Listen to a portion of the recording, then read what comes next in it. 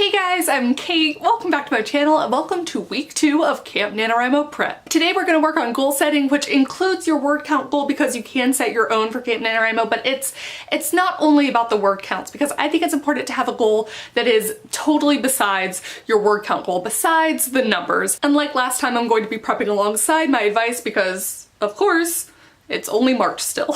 Prep March, which I promise I will stop saying. My advice, of course, is just how I like to do it. You do you, but I figure more ideas are always better, so let's get into it. First off, Kate, what are you even talking about? A goal besides the word count. Like, isn't that the point of NaNoWriMo? To write a crap ton of words in the span of 1 month? No. It is more than that. You need another goal because Nano is hard. It is so easy to not only burn out of writing so many words in a day, but also start doubting your project when you put things like numbers to a creative task. And a lot of us will be writing faster and way more than we do any of the other months of the year, and so that inevitably leads to maybe a slight quality dip than we're used to. And all of that kind of feeds into each other, where I've seen totally strong and dedicated and talented writers just like give up and feel like they're failures. And that's not what NaNoWriMo's about, and it's not what Camp NaNoWriMo's about. And that's why it's so important to have a goal that's not your word count, so that even if you're not hitting that daily number goal, you're still achieving, you're still succeeding, and you're still growing as a writer. An example is that last year for NaNoWriMo, I wrote an adult sci-fi novel, which is not a genre that I have ever written in before. So for me, a lot of November was spent exploring this entirely new genre with its own challenges and just kind of playing with what worked and what didn't work and learning. And so even if I didn't hit my 2,000 word goal each day, which I did not, I still felt like I was progressing, and I still felt like I was getting what I wanted out of it. And by the end of it, even though I didn't hit the 60,000 word goal in that story exactly how I planned it to, I still felt successful. I still felt like I'd done something I hadn't done before and that I'd achieved something. And I think that is what you need. But this time, I am awful and I still haven't decided between two of the story ideas, which was the whole point of last week's Nano prep video. And so what I've decided is that I'm going to prep both stories. And so that whenever April actually comes around, I will have two to choose between, whichever one I feel more ready on and whichever one I just want to write more. And those two stories are a YA sci-fi dystopian and a fantasy horror spoof that Scooby-Doo meets The Princess Bride.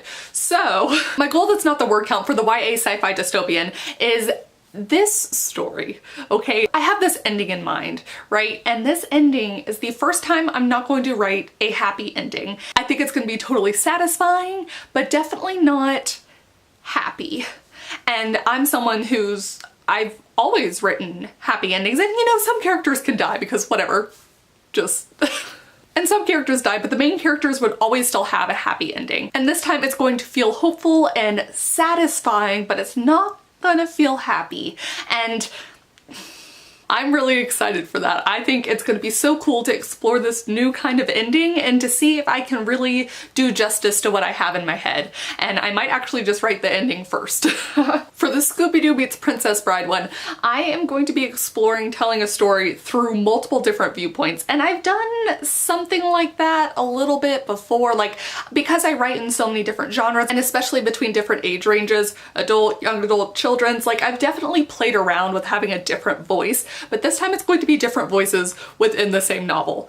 And I think it'll be so interesting to just get to play around with that and explore everything that voice makes the character. And it's right now it has like 5 different point of views, and I write all of my stories for myself first, and I'm just so excited for it. I don't know that I could, you know, feasibly have a 5 different story point of view book of a horror spoof, you know, but I think it's gonna be so much fun. So that's really gonna be something that I think will help me grow as a writer, just to play around with all of these different voices and to make characters where the voices have to be distinct enough so that you can tell which character is telling which chapter without having to see the name. That'll be a fun challenge. And while both of my not word count goals are story related, they don't have to be. It can be a goal of writing each day and building that habit. Like let's say you write mostly on the weekdays and can't really write on the weekends, but you want to get into that habit. Write 100 words a day. And I know that's putting a number to it, but you know, roll with me here. Or it could be a story goal like learning how to write romantic subplots, or also not a story goal, but like writing a memoir and tapping into something that you haven't tapped into before. There are just so many goals that you can make that aren't attached to some big, huge number that can seem very far off in the distance sometimes when you're in the middle of it. Having said all that, let's get into setting word counts. For me, this is going to be the first year in a while that I'm not actually aiming for 50,000 words. I'm going to be aiming for 30,000 or 1,000 words a day. And that's because for me personally, I have a lot of other stuff going on in April. For one, I'm going to be setting off on my 8-month solo road trip literally mid-April, and I'm also hoping to receive feedback from my beta readers on my young adult pirate novel. So I'll have to switch my focus there, and it's just going to be a lot, and I think 50,000 would just be shooting way too high. 30,000 might honestly be shooting way too high, but I'm hoping I can write a lot at the beginning of the month, and then that way, the end of the month, I won't be writing so much.